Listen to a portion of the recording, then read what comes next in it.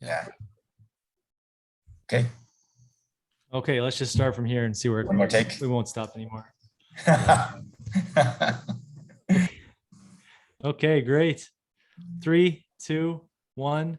Dan, I saw you about 3 weeks ago out in the middle of nowhere. Yeah, that was out in Concord in East Bay. I see. So I think everyone that listens to this podcast knows that you live in San Francisco. How far is Concord from you? Yeah, so it's about a 30-mile trip, but really around here, the distance doesn't matter so much as how I need to get there. So it's really number of trains. If I can get there in one train, it's a fast and smooth ride. If I need to switch trains, then it takes a lot longer. So let me ask, how many modes of transportation did you use? And I want to know if you got a Taco Bell subscription yet, so you can at least stay satiated on your pilgrimage. Yeah, right. No, I had to settle for just a croissant from the local cafe. I have a Taco Bell subscription. Love to get one. But I did go to Taco Bell after our last podcast. That really made me hungry for some tacos. But yeah, so I walked to the train station, the BART, Bay Area Rapid Transit, then just took one train out to Concord. Then from Concord Station, where we went, Gomentum Station, it's the vehicle testing center. It's really out in this deserted remote area where there's this naval weapons facility. Really quite cool. But the thing is, it's pretty remote and the only way to get there is by Uber. And how long was the Uber ride?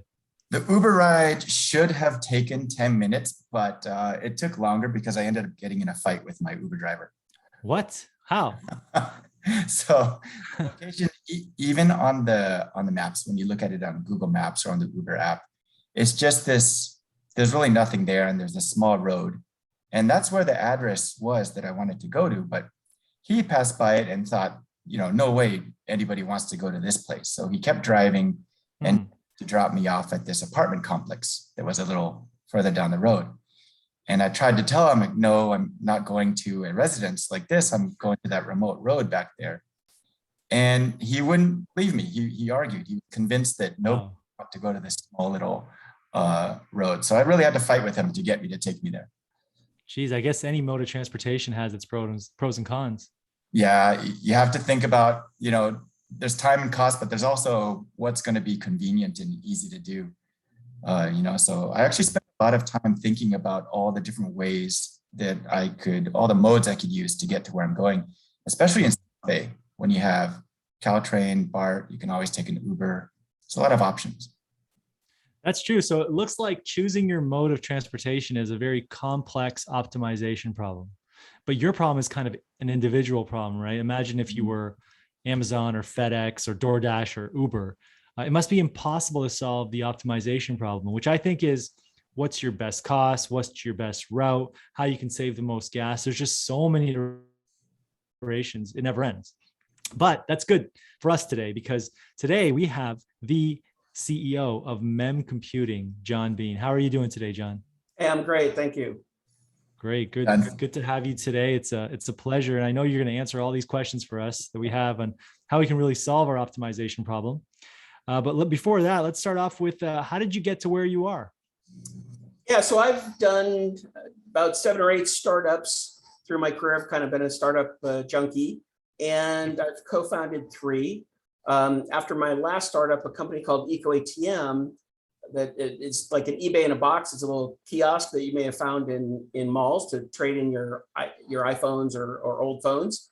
And but after that company got acquired, UC San Diego asked me to come on board as an entrepreneur in residence to help them commercialize technology, because they get about $1.3 billion a year in grants. And they create a ton of IP, but they don't necessarily know how to commercialize it. So I went there, and that's where among the other people that I worked with, I also met the 2 inventors of the MemComputing technology, Dr. Fabio Traversa and Dr. Ventra, 2 PhD physicists. Yeah, absolutely. You know, Einstein smart, just brilliant guys. Showed me the technology. It looked absolutely incredible. And it really looks like it and it is. We're seeing it, proving that it is a groundbreaking new compute technology. And so we were like-minded in wanting that to see the light of day and be commercialized, and decided to essentially form the company together. And we've been working on it ever since. Amazing. Sounds like you've got some serious talent working on what's really a hard and complex problem, right? I think it's such a new thing. A lot of people might not know a whole lot about quantum computing. I was wondering, just to start off for our listeners, can you explain a little bit about what it is and how it's different from conventional computing? Sure. I'm happy to talk a little bit about quantum, but just so you know, MemComputing is not a quantum computing technology. It's non-quantum. And it is, it's actually a brand new technology, but it's one that can be realized in silicon using current technology in the way that we build chips today. But it's completely different than our current chips. And so quantum is a whole new approach. It's another so it's physics-based approach, kind of like MemComputing, but quantum has been around for 2 to 3 decades where people are working on it. Still, it's in its infancy. But what they're trying to do is harness the power of the atom in order to use it to do computing. And what's really interesting about it is that with what they call qubits, you actually have the ability to have, our current computers are ones and zeros. Qubits actually have 1, 0, or neither. So it's essentially 3 states. And one of the key things about qubits on how powerful your quantum computer can be is, sorry, the dogs are wrestling in the background, on how powerful your quantum computer can be is when you entangle them. That means when they're all together. So people talk about quantum computers and they have a number of qubits involved. The number of qubits isn't as important as the number of entangled qubits. So in the entangled qubits is really what gives you the power, and the way that essentially entangled qubits have this thing called, it's a quantum entanglement, but it's where any qubit, no matter where it is away from another one, it can feel what happens to another qubit. And so it's this, everything is being worked on all at the same time. And so therefore it's able to, or ultimately will be able to solve problems in just, real time, in fractions of a second. And, but the issue for quantum computing is that to entangle the qubits, there's a lot of error checking and other things that you have to do. And it's really, they have to kind of build it up. First, you start with 2, and then you go to 3 or 4. And so I don't remember the exact number today. I think it's at least 28 qubits that they have. Let's even say it's 128. But the issue is they can't get much further than that today. And they actually need millions of qubits to be connected in order to really to solve problems at scale that industry sees. And that's why it really is probably 5 to 10. It's about 10 years away. It's sort of been 10 years away for the last 20. But they're trying lots of things, and somebody may make a breakthrough. Great.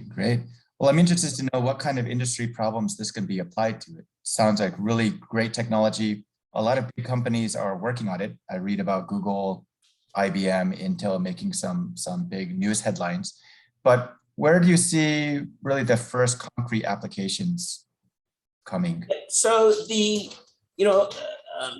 about 80% of the problems that quantum computing is going after, and I should say MemComputing does as well, it's the same market, and we can talk more about that, but it's really on the optimization side. So optimization in the form of routing, scheduling, analytics, those types of problems where you have large numbers of inputs, and each input has a constraint or multiple constraints. And then you have to find the optimal solution where you satisfy all of the constraints for all of the inputs. And that's the issue with those problems with conventional computers is that in order to, let's take a route. And so like for FedEx, to find a route for one truck, to find a route that has 120 deliveries, the only way to get an optimal route is you actually have to calculate every single permutation of all those routes. Wow. And then by comparing them, which one was the best one. Mm-hmm. But you can't find that out unless you do, with current technology, unless you do all of them. Quantum computing it should be able to cut through that, and MemComputing does cut through that already. So we've been addressing those types of problems for the past couple of years. There you go. You can solve my transportation problem then. We solved it for a lot of people. Yeah, a lot of companies. That's quite amazing. And I know you guys are, when I read an article yesterday, you wrote you're cloud-based at this point, which is even better, right? But part of the article, and I encourage anyone that wants to learn more about this, please go on the MemComputing website and read this article. What I read yesterday is there's a traveling salesman problem. So what is that? And it seems like the most difficult problem to solve. And how will MemComputing solve this? Yeah, so we've addressed that in many times. And the traveling salesman problem is essentially you have a salesperson that needs to visit a number of locations. And let's say it's a traveling by plane.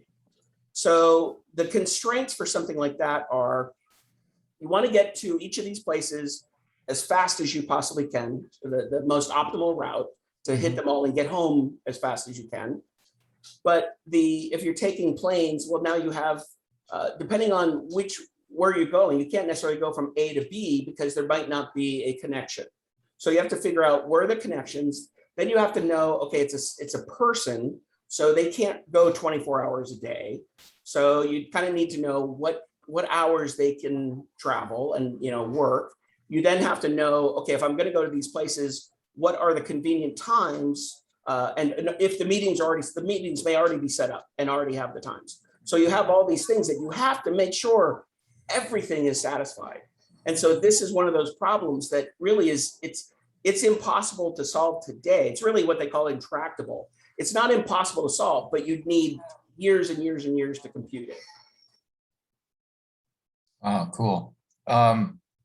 Pretty important problem for what we're seeing with DoorDash